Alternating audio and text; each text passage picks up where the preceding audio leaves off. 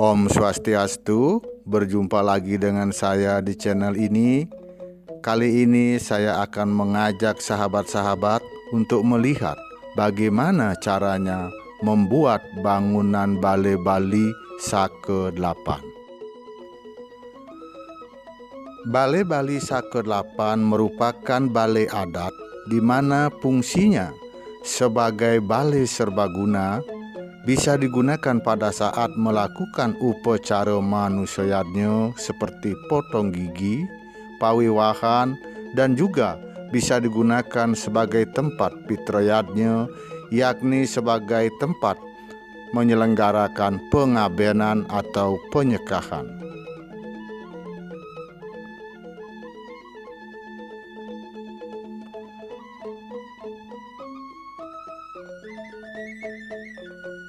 Nah, bagaimana cara membuatnya? Mari kita ikuti bersama-sama.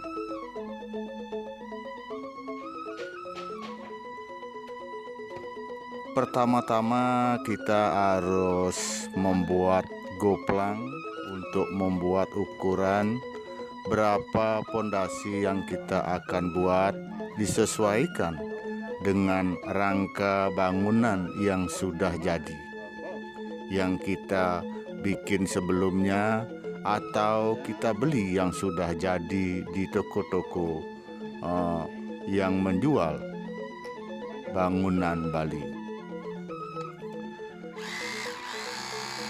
Setelah goplang dibuat dan ukuran sudah selesai, selanjutnya dilakukan penggalian pondasi. Pondasi Balai Saka 8 biasanya tidak terlalu dalam karena beban dari bangunan tidak begitu berat. Yang penting, Balai Saka 8 ini atau Balai Bali biasanya yang pertama-tama dibuat yaitu yang disebut dengan jongkok asu.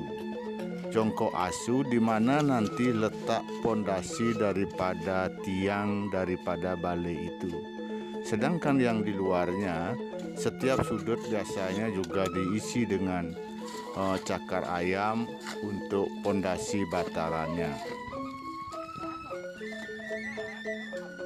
Setelah selesai membuat lubang, terus dilanjutkan dengan pemasangan betako atau bata.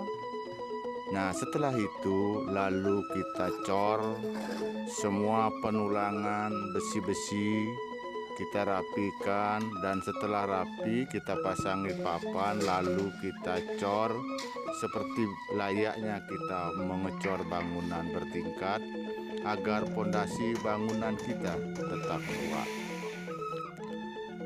Setelah dilakukan pengecoran pondasi, khusus bagi umat Hindu di Bali akan diadakan upacara yang disebut dengan nasarin. Nah, ini merupakan suatu prosesi di mana secara ritual kita buat agar bangunan kita itu lebih kokoh dan kuat. Nah, setelah dilakukan upacara, barulah kita lanjutkan dengan pengakitan.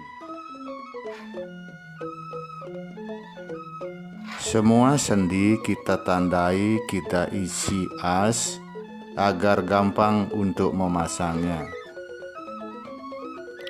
Setelah semuanya kita tandai, satu persatu kita tempatkan di tempatnya masing-masing. Yaitu seperti kita ketahui bahwa Balai Saka 8 ini terdiri dari 8 tiang, berarti ada 8 sendi sebagai alas tiang atau saka.